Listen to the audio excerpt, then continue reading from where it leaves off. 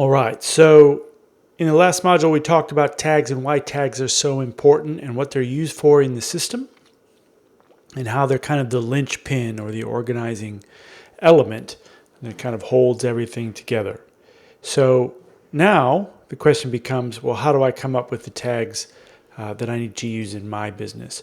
So I've created a couple of resources here that'll make it really easy and streamline the process of coming up with your own naming convention and your own set of tags. So the first resource here, as you can see, is the Ninja Guide to Tagging, and this is just a 13-page PDF that walks you through basically what the tags are for, how you should organize them, or at least it gives you a model for how I typically organize them for myself, my businesses, and for the consulting clients that we work with.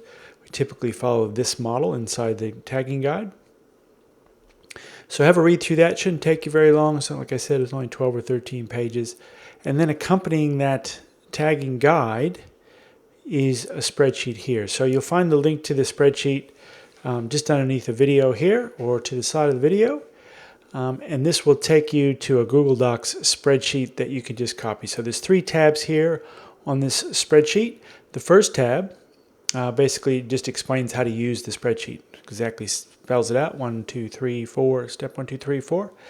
So all you need to do is make a copy of this. Either if you've got Google Apps, you can just copy this spreadsheet straight into your Google Apps account and you can play with it there and you've got your own copy. If you don't, you can just come up to the File menu, choose Download, and you can download an Excel spreadsheet and off you go. Or as I said here, you can just make a copy and you can have a copy of this spreadsheet all to yourself and just follow the steps here. So the other tabs, there's 2 specific tabs here.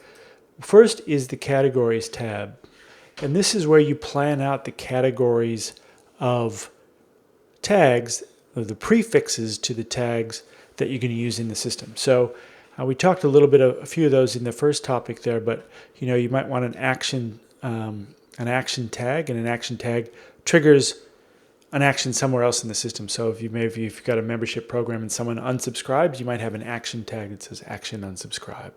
Or if somebody's credit card fails and you want to alert your staff, you might have an action failed payments tag, for example, right? Or an action cancel account tag, for example, that will fire off other actions within the system. So it might send an alert to your admin staff. It might send the customer an email to let them know their credit card's failed, etc. A checkout tag. So we'll talk about abandoned cart sequences later on in different parts of the training inside the community.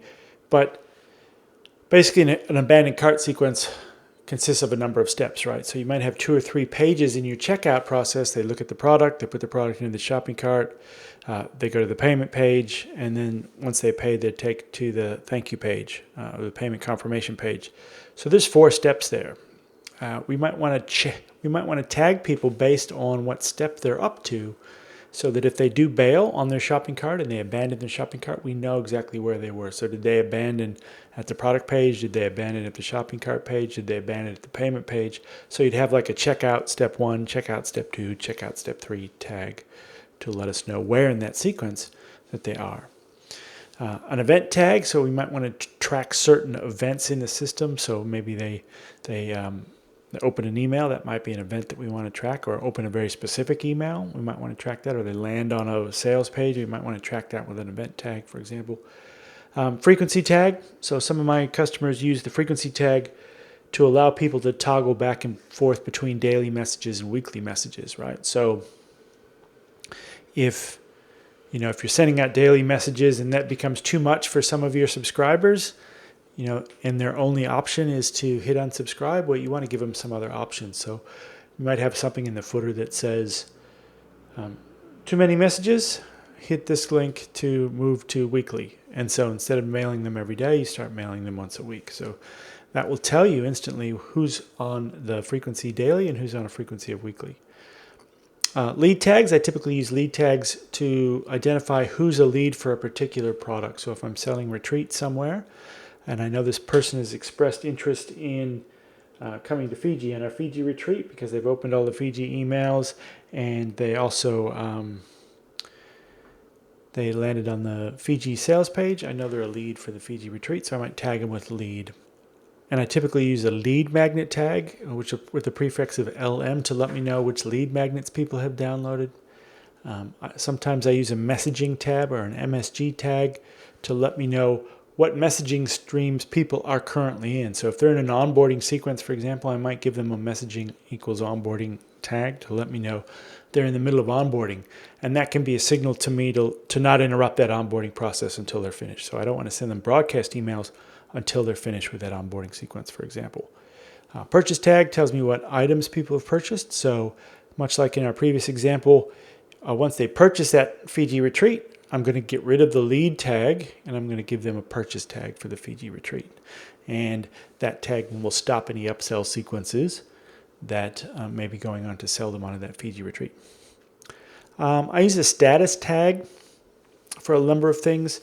So anybody who ever buys anything from me ever gets a status equals customer tag.